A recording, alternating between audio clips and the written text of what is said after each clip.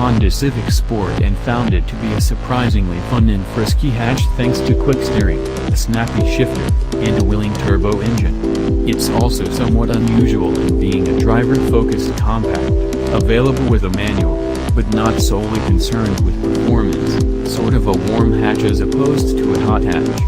Kia's own warm hatch, the Kia Forte5 SX, is a close match for the Honda in some ways, and even better in others, for a price, that is. The Forte5 SX starts on the right foot with its punchy turbocharged 4-cylinder.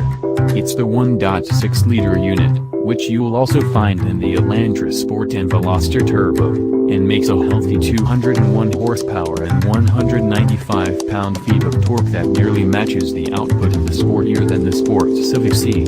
You'll never be waiting for that power either, as the turbo hardly lags, and any lag that is present is masked by how smoothly boost comes into play.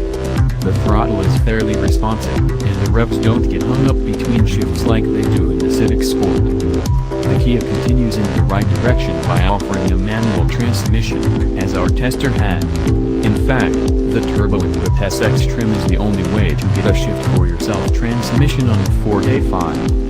It features reasonably short, light throws, and the gates are a breeze to find.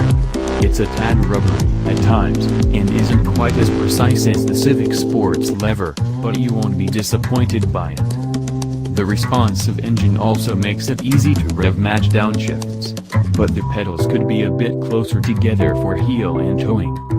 This drivetrain is packaged in the crisp, clean hatchback body of the Forte5. It's refreshingly free of extraneous vents and badging, leaving the body tasteful and classy.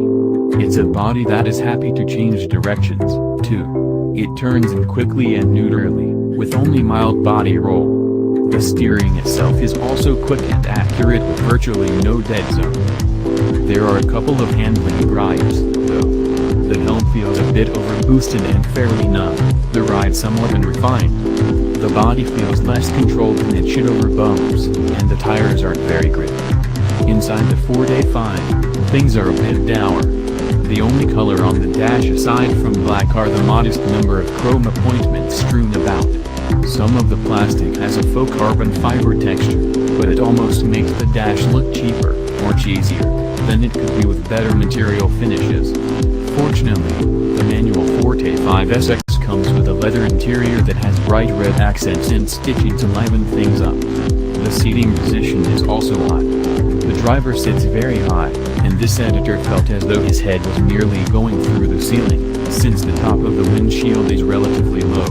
In these respects, the Forte5 SX comes up at a disadvantage compared with the Honda.